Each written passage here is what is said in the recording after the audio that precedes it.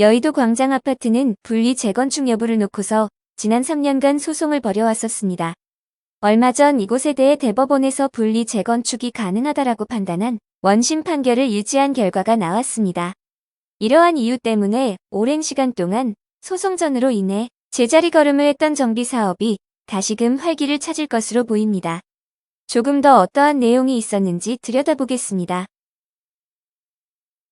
2022년 9월 7일 법조계에서 나온 이야기에 따르면 대법원에서는 그날 서울 여의도 광장아파트 1, 2동 주민들이 영등포구청을 상대로 제기했다가 항소심에서 패소했던 재건축 사업 시행자 지정처분 취소 사건에 대해 심리불속행으로 기각했다고 전했습니다.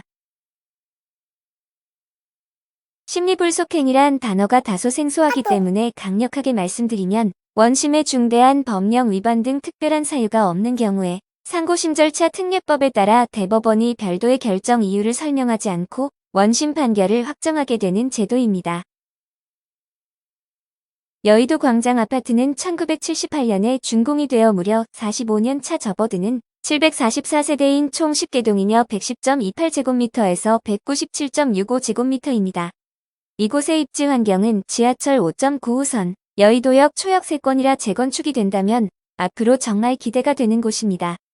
이곳은 3에서 11동과 1, 2동에 분리 재건축하는데 문제가 있어 말들이 오고 가고 있었습니다.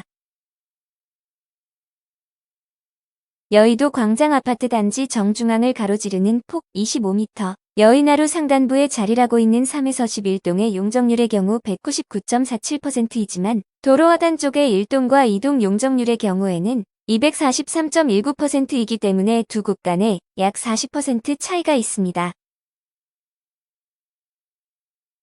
여기서 3에서 11동 입장에서는 용적률이 낮고 대지가 넓어 사업이 있기 때문에 추후 조합원 분담금도 적어 재건축을 따로 추진하기 위해 노력해왔습니다.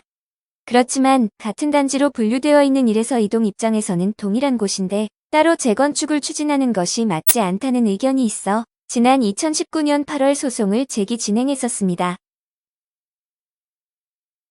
처음 1심에서는 광장아파트 전체를 한 개의 주택단지로 보고 1, 2동 주민들의 의견에 맞추게 되었습니다.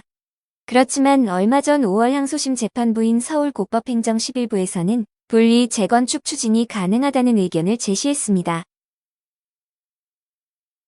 재판부에서 내놓은 내용에 따르면 주택단지의 범위는 하나의 사업계획으로 승인받아 주택이 건설됐는지로 판단해야 한다라며 두 단지의 사업계획 승인 시점, 준공 시점, 대지권 범위 등이 상이한 점을 고려하면 3에서 11동이 받은 주민 동의율은 문제가 없고 영등포구청의 사업 시행자 지정도 타당하다라고 보았습니다. 대법원이 항소심 판단을 유지했기 때문에 여의도 광장아파트는 분리 재건축이 가능해질 것으로 전망됩니다. 올해 들어 여의도 지역에서는 많은 이슈들이 쏟아지고 있는데요. 서울시에서는 적극적으로 지지부진했던 사업들에 활력을 넣고 있는데요. 가장 최근에는 공장아파트 49층 재건축 수정 가결 소식이 들려왔었으며 여의도 한양아파트와 시범아파트 재건축 초안으로 준주거 지역 및 상업지역으로의 종상향을 시켜 최고 50에서 60층에 달하는 초고층 개발을 시키겠다는 예고한 적이 있습니다. 서울특별시에서는 여의도 광장아파트 경우 여러 가지 방향성을 열어두고 지구 단위 계획 수립하고 있는 것으로 알려지고 있습니다. 최근 급격하게 올라가고 있는 금리 인상 소식으로 인해 부동산 시장이 침체기에 들어갔는데요. 이럴 때일수록 부동산 정보와 소식들에 대해 항상 관심을 가지고 요의주시하시는 것을 권장합니다. 언제나 그렇듯 떨어질 때가 있으면 올라갈 때도 있는 법이라서 정확한 타이밍에 맞추어 접근할 수 있는 눈높이를 키우는 것이 중요한 것 같습니다.